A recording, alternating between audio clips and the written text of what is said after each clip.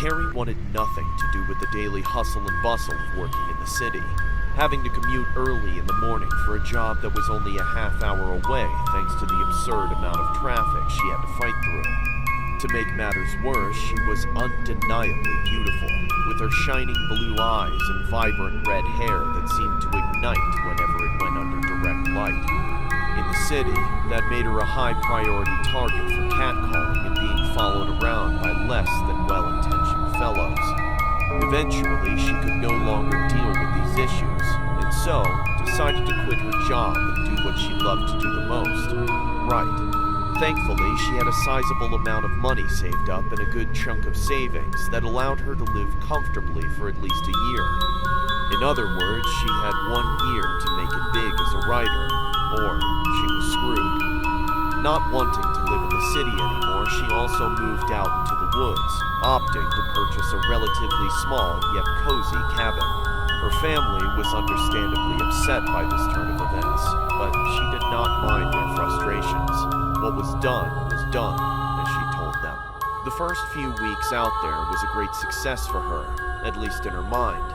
She wrote thousands of words every day for short stories, and even a big novel she had planned. In between her writing binges, she would take walks around her property, soaking in the sweet and natural scents that the outside world had to offer, taking inspiration from the earth around her and the occasional occurrence of a small forest critter that brought her joy. One day, however, when she was on one of her walks and a few miles away from her cabin, she encountered something odd. Beneath one of the pine trails she often frequented was a rather arcane-looking skull that brought her a great deal of concern and confusion. She knelt down to inspect it and cocked an eyebrow as she looked it over. By all measurements, it looked like a normal skull of a deer, complete with antlers. There were two odd additions to the skull, however. The first was that there were two small horns that protruded just above where the forehead would be. And the second was that just below where its eye sockets were another set of eyes that were about the size of a human's. Hoping that it was just some cruel trick or some artistic creation and some abomination, she decided to pick it up and find out for herself. Upon touching the skull, she instantly felt a deep sensation of dread surge throughout her body, making her feel sick. Carrie backed away from it in a hurry and eyed it frightfully as she stumbled to her feet and jogged all the way back to her cabin, all the while trying to ignore the feeling of being watched as she did so. As soon as she arrived home, she slammed the door behind her and locked it. She then closed her blinds and peeked outside through them to try and see if there was actually someone there, or if her mind was just playing tricks on her. When nothing happened after a few minutes, she slumped down onto her couch and sighed in relief, chalking the situation up to just being isolated from others for an extended period of time.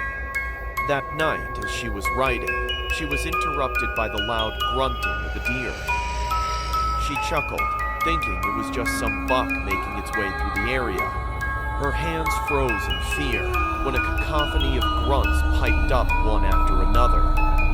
Quickly, she turned off all the lights inside, grabbed a knife from the kitchen, and went to the window praying to God that there was just a herd of deer outside.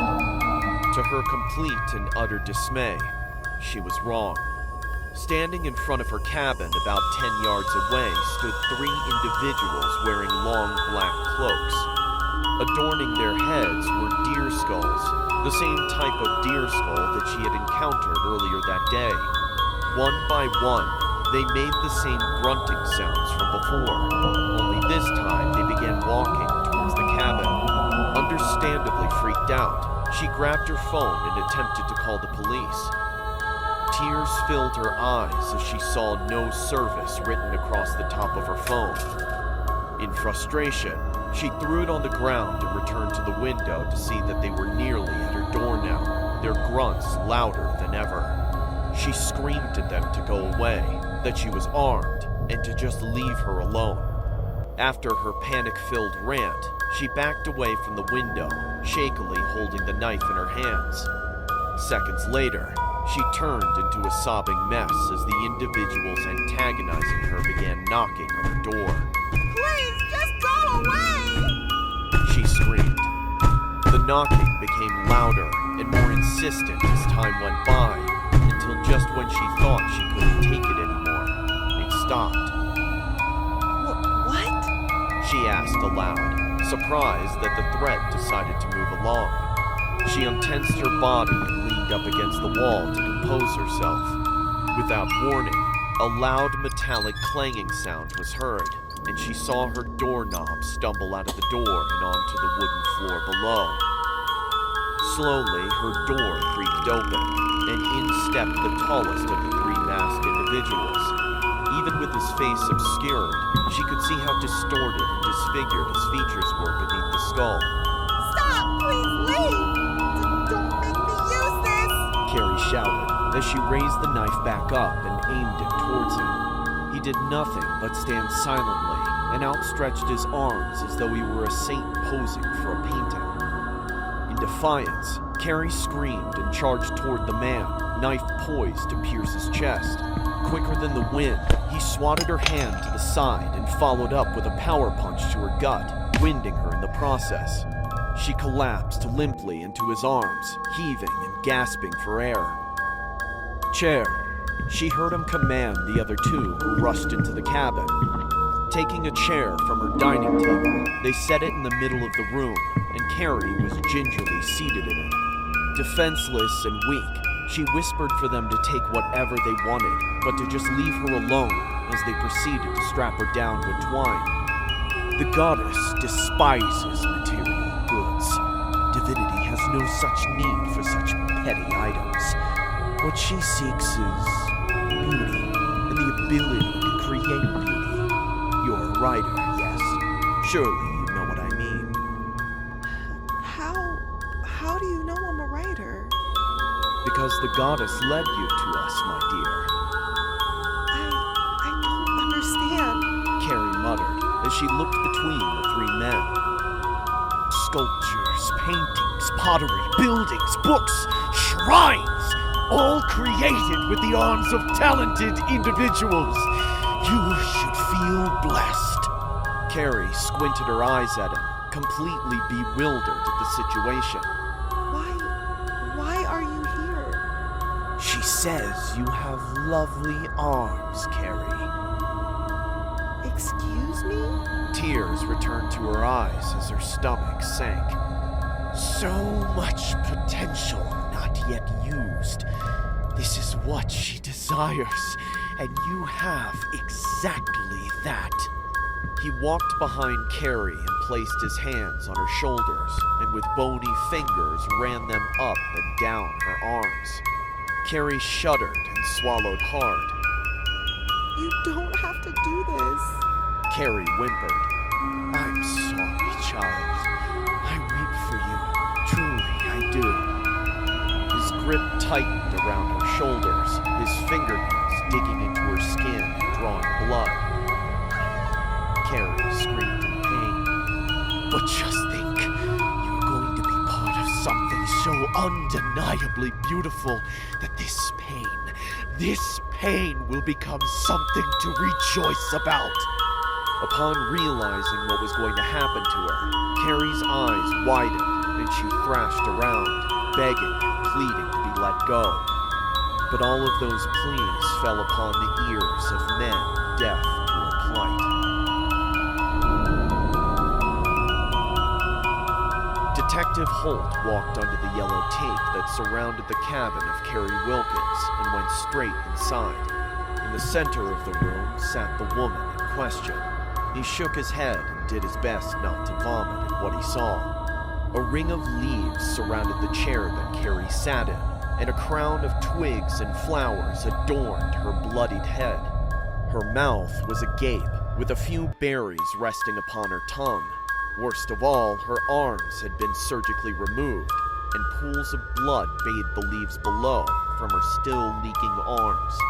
Holt exited the cabin, loosened the tie to his suit in frustration, and scratched his rugged graying beard. As he contemplated where to go from that disturbing sight, he was approached by an officer. Detective Holt, as I'm sure you're aware, the victim was found early this morning due to her parents making a surprise visit. any news for me, or are you just repeating to me verbally the messed up shit I just saw? The young woman cleared her throat and apologized. This was found on the table next to the victim. She handed Holt a folded piece of paper that had a crudely drawn skull and blood on it. It read as follows. The time for the goddess to awaken has come.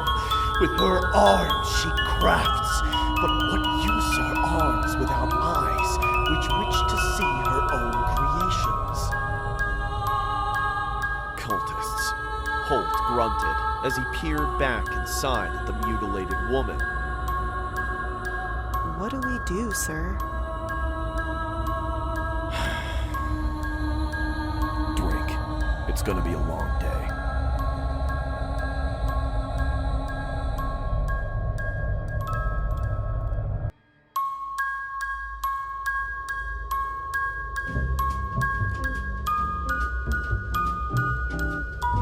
Hi, I'm Llama, and I'm here to talk to you about NordVPN, which is the perfect way to stay safe and secure online.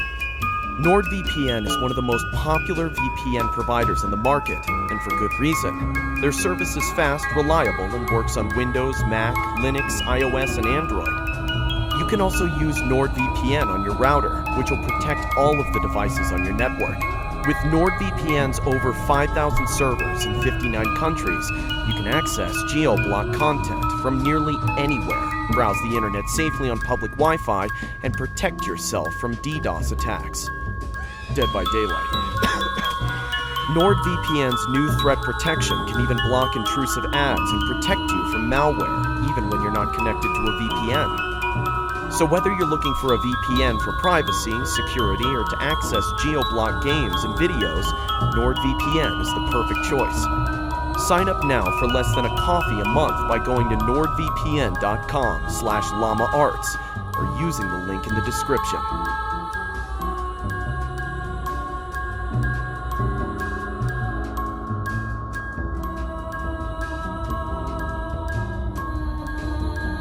Thank you for sticking around to the end of the video.